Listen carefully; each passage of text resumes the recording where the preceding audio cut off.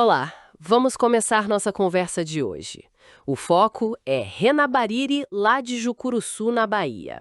Isso, e olha, as fontes que a gente analisou, elas pintam um retrato dele assim, quase como uma lenda viva, sabe? Uma figura-chave na cultura da cidade. Exato, e esses textos, né, eles celebram muito a trajetória dele, mostram ele não só como esse guardião do folclore, mas também como um incentivador dos esportes locais. E o interessante é tentar entender como tudo isso se conecta, né?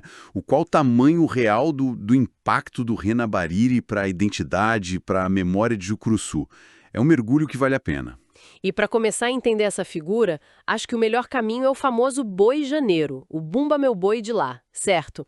Os relatos mencionam os personagens muito marcantes. Assim, o Boca Aberta, o Mandu, o Caçador, figuras que realmente parecem saltar das páginas, povoam o imaginário ali da região. E não dá pra esquecer os velhos do saco, né?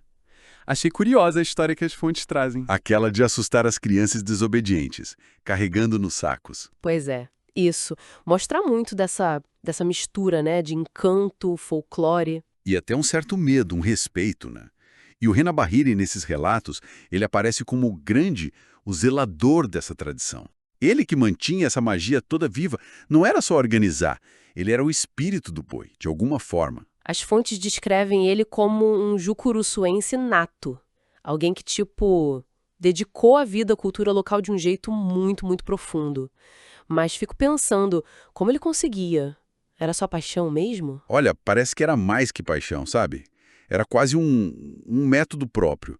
Os textos indicam que ele ia muito além do Boi de Janeiro. Era um leque enorme de atividades culturais, esportivas. Ah, é? Que mais, por exemplo? Vê. Quadrilhas juninas, os festejos de São Sebastião, samba de roda, coisas que, assim, conectam demais a comunidade com as raízes, né? E aquelas brincadeiras populares também que hoje a gente quase não vê mais. Quebra-pote, pau de sebo. Lembro disso na minha infância, que desafio. Exato. Pau de sebo, corrida do saco, corrida do jegue. Ele organizava tudo isso com um entusiasmo que contagiava, pelo que as fontes descrevem. Mostra essa conexão forte com o lado mais lúdico da cultura popular. É verdade. E essa diversidade é muito importante para entender ele. Porque as fontes sugerem que, ao promover desde o Boi Janeiro até, sei lá, um torneio de estilingue... Estilingue? Nossa! Sim, torneio de estilingue, de sinuca, passando pela prova do 0-3 tambores, argolinha, desfile de cavalos, cavalgada. Ele estava, na verdade, usando o espaço público, a rua mesmo, como palco. A simplicidade era a força dele. Então era quase um ato de resistência cultural, mas feito na prática, no dia a dia. Sem precisar de grandes discursos. É bem isso que os relatos indicam. Ele é visto como alguém que pegou a simplicidade e transformou em potência. Não precisava de estrutura chique, sabe?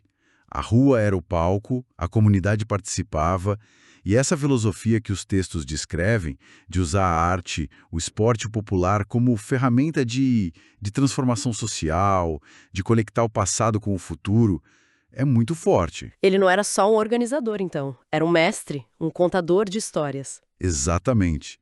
Que ensinava fazendo, né? Mantendo as coisas vivas. Faz muito sentido o termo lenda viva que usam para ele. Parece que ele carregava a memória cultural da cidade nele mesmo. Sim, e é por isso que falam que o legado dele é imortal. A ideia que fica é que ele ensinou que a cultura é raiz, sabe? É herança. E essa herança não está só na lembrança de quem viveu aquilo. Ela está nas gerações de agora, que ainda dançam quadrilha, que vão nas cavalgadas ou que simplesmente ouviram as histórias e se inspiram, né? O legado continua, mesmo que se adapte a um pouco. Olhando para tudo isso, então, o Renabarire foi muito mais que um festeiro, né? Ele foi um articulador cultural com muitas faces. Manteve vivo não só o Boi Janeiro, que é um símbolo grande, mas toda uma rede de práticas culturais, sociais, que meio que definem Jucuruçu. Perfeito. E essa dedicação toda dele, essa vida dedicada a isso, levanta uma questão maior, né? Sobre o valor dessas figuras como ele, em qualquer lugar. Quantas comunidades não têm os seus Renabarires?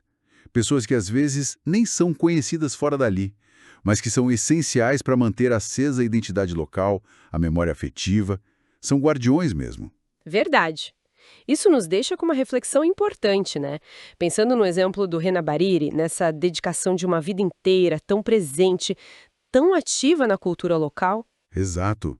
Fica a pergunta: como é que as comunidades, hoje em dia, podem não só identificar, mas principalmente valorizar, fortalecer esses seus guardiões culturais? Como garantir que essa paixão, esse conhecimento, continue inspirando? E que continue nutrindo as tradições únicas de cada lugar, né? Para que essa riqueza toda não se perca no tempo. Fica aí a reflexão para a gente.